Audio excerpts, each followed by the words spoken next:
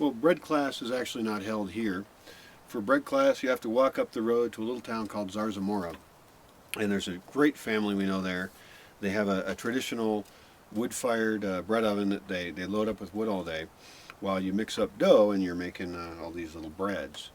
I think of all the many people who have gone to bread class, nobody's ever come back and said they had a bad time. They usually come back and say they're full because they ate a lot of bread.